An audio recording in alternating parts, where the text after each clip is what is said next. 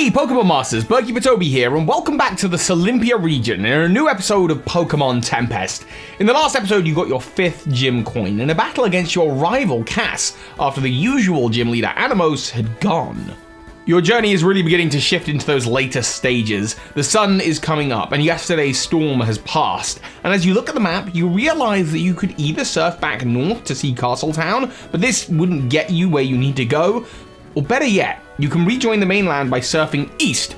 Your rival and Animos both seem to have left in this direction last time you saw them, so surfing this way will join us back up with the Elderwood Forest. I should warn you now, Pokemon Masters, I really hope you like new Fakemon Pokemon, because this episode is, well, it's just a whole lot of that. It's traveling and meeting the new Pokemon that exist on your route along the way.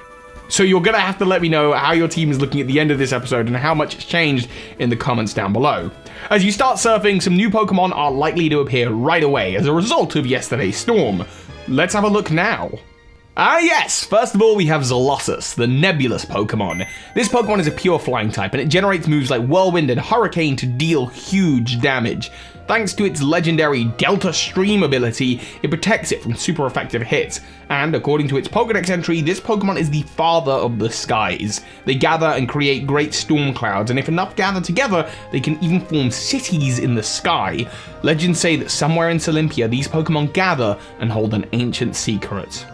And Zolotus is not alone. It's joined by its partner, Tyclone, and this is the Parasite Pokemon. And a Zolotus that becomes infested with this Tyclone will become part of this Pokemon. Being whipped around at incredible speeds, electricity can be generated, giving this Pokemon the flying electric type. Zolotus infested with a Tyclone will never return to an ancient sky city. However, by all understanding, Zolotus don't really mind being whipped around. Neither of these Pokemon evolve, but will both make for an excellent addition to your team. That said, some of your party Pokemon may have already evolved. Shall we take a look?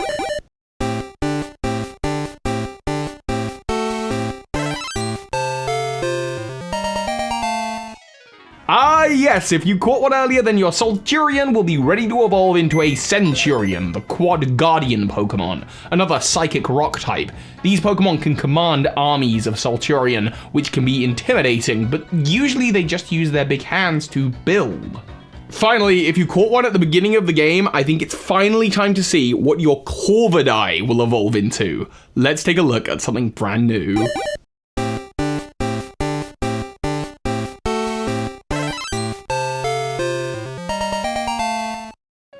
And oh yes, this one is a good one. Here is my favorite bird in the region. This is the Pokemon Simorg, and it's the Deathbringer Pokemon.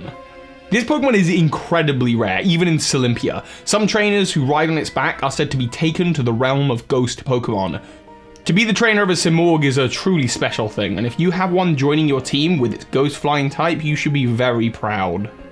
It'll help you out as you head back to the Elderwood Forests. Here the ocean joins up with the forest and there's now this watery path leaking out of the grove. You'll sail underneath the bridge that you once crossed earlier where you saw the legendary Pokemon Gionis. Regional Lapras are now available to you here as well. You also remember there being a little shrine in the water where the legendary Gionis seemed to appear from before, and you can surf straight into it.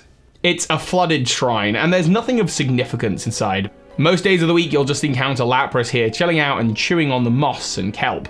But if you enter the cave on a Friday, Lapras will be quite absent, and instead a pointed shell will protrude from the water inside, and you'll meet a brand new Pokemon. This is the magical Escarclo, a fairy water-type Pokemon that knows bug, poison, fairy, dragon, and water moves. It is the magical shell Pokemon, and with the Protean ability and such a wide move pool, it's something truly special. The Pokedex says that this is a rare sight for anyone in Olympia. Stories tell of a boy lost in the forest, praying to meet some mighty dragon of the sea. He waited patiently, watching the Lapras, only to realize that he'd been waiting so long, he had become Escarclo. Though not many people really travel through this part of the Elderwood's forest, so who knows what's true. As you come to the end of the watery path, you hop off of the Pokemon you were surfing on, and as you leave the water and proceed deeper into the Elderwoods, you notice someone you recognize. I suppose it doesn't matter how strong my Pokemon get. I don't quite have what it takes to beat Pokemon that have a type advantage. That's okay, Clara. You've got stronger since we last battled, and you nearly had me there. Oh, Hello, I recognize you. Oh, hello. Welcome back to the Elderwoods, champion. Of course, the champion from the far-off land. Well, if you're heading this way, then you must be heading to the nest, my town. Brilliant, fantastic, yes, yes, yes! A battle to remember. Clara, thank you for a good match. I'd better head to the gym and prepare. Oh my, that Herman. Hello, champion. How are you finding Olympia? A giant storm, you say? Yesterday? Deep in the Elderwoods, you don't really notice things happening above the trees. As I said before, this really is a magical place. Oh, tell me, did you capture a regional Vigoroth or Togekiss before? If you have them with you? In these deeper parts of the Elderwoods, you can evolve them and you'll find all sorts of evolved Pokemon. I came here to evolve my teammates, so I'll be stronger for the next gym challenges. Good luck on your journey, champion. Just watch out for the Pokemon that exceeds evolution. What was that? A Pokemon that exceeds evolution? And what about your Vigoroth and Togekiss? If you still carry them on your team, you should train them up here a little more against the wild Hypnotic and Hypnotrist that live in the woods. And if you do, they may just evolve.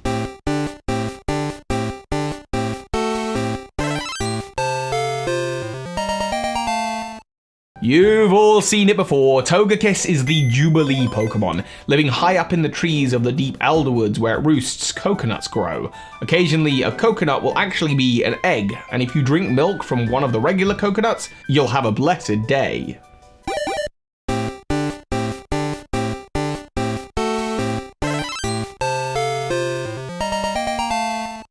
Vigoroth, of course, evolved into Slacking, the lazy Pokemon. It no longer has the Truant ability, and the moss on its fur keeps it energized and strong. It's a normal grass type, and while it's not as strong as its Hoenn counterpart, it can move a lot faster. Your team must really be coming together, changing and taking shape, but we're not even close to done, because the deeper into the Elderwoods forest you go, well, you should watch out for them creepy crawlies. This is a Racknet, the Knitweb Pokemon. It's a psychic grass type, and it was once the most feared predator in the whole Elderwoods forest, until it was outcompeted. They say in ancient times it hunted humans, but now it works with them to rid the forest of its own predators.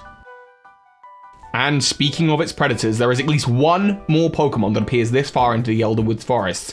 I told you it would be a busy day for new Pokemon.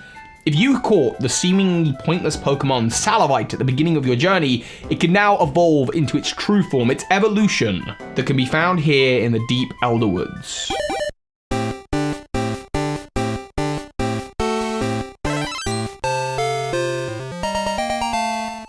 This is Evolve, another bug and psychic type, and it is the Exceed Pokemon. And watch out! They say that Salavite didn't used to have an evolution, but during a Tempest, a great chasm opened up, and this Pokemon obtained a new power. Now Evolve is the most dominant predator in the forest. Now your team has grown, you might think it's story time, but the truth is you're still in for a little bit more of a walk till the next town. You're traveling such a great distance today, and as you exit the Elderwoods forest, there is a short cliffside walk to the Cliff Town on the side of Mount Olympia. It overlooks Atherin City and is a tough place to access, and there, you guessed it, there are even more wild new Pokemon. Wolo and Balboa from Norclo reside on the mountainside, as well as Mbess that can be found here on the cliffside too. Tangrowth wander out of the deep Elderwoods to sit on the cliffside and watch the world down below, and Cascadian Yanmage zips around here too. Also, if you caught Impidimp or Morgan before, expect it to be a Grimmsnarl by now also. Finally, you notice stone faces that at first seem to be carved into the cliffside, but the vines writhe around inside them and you realize it's actually a Pokemon. This is Sagend, a grass rock Pokemon known as the Wizard Pokemon. While their mouths don't move per se, they are known to sing as part of a special ceremony. When the ceremony is complete, they seem to projectile spit seeds into the West Ocean. Perhaps they're related to something out there.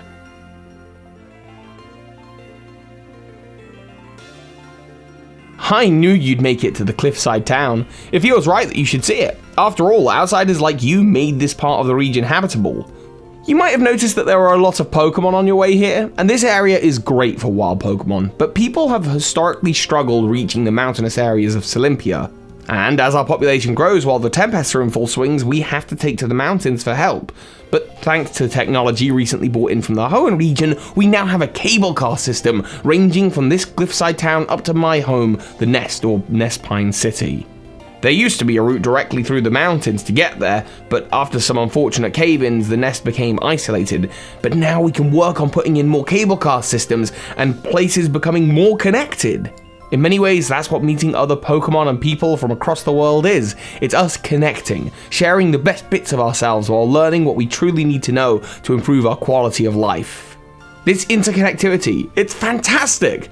I'm gonna fly ahead to the Nest, and when you're rested, take the cable car over. I think I have only a few more gym battles left in me before I'm finally ready to fly the Nest myself and travel the rest of this beautiful world of ours.